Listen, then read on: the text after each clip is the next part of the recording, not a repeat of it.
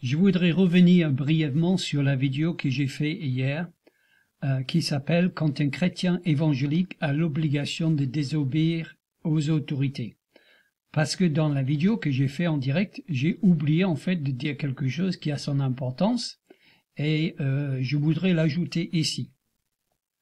Dans cet article que j'ai traduit dans la vidéo, j'ai expliqué que John MacArthur et son église Grace Community Church en Californie, à Los Angeles, ont décidé d'ouvrir malgré l'interdiction par la ville et l'État pendant la pandémie de Covid en 2020, je crois, ou 2019, peu importe la date, en fait, ils ont décidé d'ouvrir.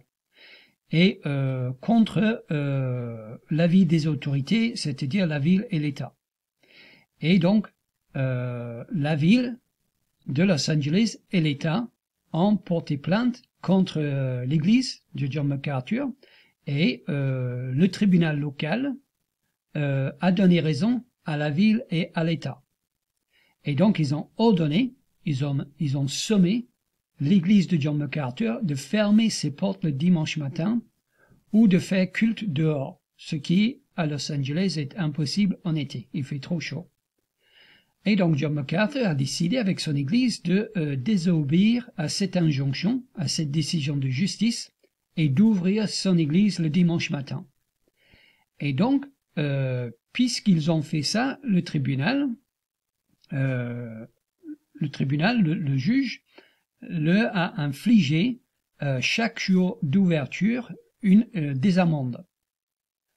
Et donc, chaque jour que John MacArthur ouvrait son église, le tribunal infligeait des amendes qui étaient assez lourdes, assez conséquentes à l'église de John MacArthur et a même fait planer, comme je l'ai dit hier, la possibilité que MacArthur soit arrêté pour non-respect d'une décision de justice. Et j'ai dit aussi hier dans ma vidéo qu'à cette époque, quand les amendes pleuvaient, et MacArthur était clairement en contravention par rapport à cette décision de justice, beaucoup de chrétiens, beaucoup de responsables évangéliques aux États-Unis ont vivement, fortement conseillé à MacArthur de fermer son église et de respecter la décision de justice. Mais MacArthur n'a pas fait, et au contraire, c'est lui qui a porté plainte contre la ville et l'État, en disant que la liberté religieuse des croyants était bafouée par l'État et la ville. Et nous avons vu dans l'article que la Cour suprême des États-Unis, en suivant le premier amendement de la liberté religieuse et le droit de s'assembler, a donné raison à MacArthur. Et donc, a dit que, en fait, la décision de justice du tribunal local était dans l'erreur, ne respectait pas le droit des croyants, et que, en effet, les croyants ont le droit de s'assembler les dimanches matins pour louer le Seigneur, et donc MacArthur a gagné, son église a le droit d'ouvrir sans pénalité financière, et le Cour suprême a décidé, ou en tout cas il y a une décision de justice qui a décidé que la ville de Los Angeles et l'État de Californie, qui avaient bafoué les droits de l'Église et des croyants, doivent verser chacun $400,000, donc $800,000 en tout, en frais de notaire à l'église de John MacArthur. Donc voilà ce que j'ai dit hier. Mais ce que je n'ai oublié de dire hier, c'est que le point important de constater est que au moment où MacArthur recevait des amendes, des milliers de dollars d'amendes, et au moment où il était menacé d'aller en prison, et au moment où beaucoup de responsables évangéliques lui sommaient et lui disaient de fermer son église, et de respecter les autorités locales, À ce moment-là, nous savons maintenant que MacArthur était soumis aux autorités. C'est ça qui est important à comprendre. MacArthur était, à ce moment-là, soumis aux autorités, alors qu'il désobéissait aux autorités locales. Et qu'est-ce qui me permet de dire que MacArthur, à ce moment-là, était soumis aux autorités? C'est parce que la Cour suprême a donné raison à MacArthur. Et en donnant raison à MacArthur, la Cour suprême s'est appuyée sur la Constitution, et nous savons que la Constitution américaine est l'autorité suprême aux États-Unis. En s'appuyant donc sur la Constitution, la Cour suprême a jugé que c'était les autorités locales qui étaient dans l'illégalité. C'était donc les juges locaux, l'État de Californie et la ville de Los Angeles qui, eux, n'étaient pas soumis aux autorités. MacArthur était soumis aux autorités, l'autorité suprême de la Constitution et de la Cour suprême. Et nous savons ça parce qu'il a gagné. La Cour suprême lui a donné raison.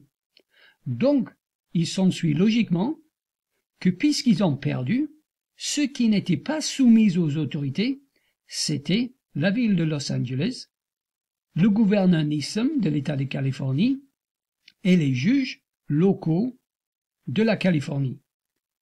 Eux n'étaient pas soumis à l'autorité suprême des États-Unis qui était la Constitution.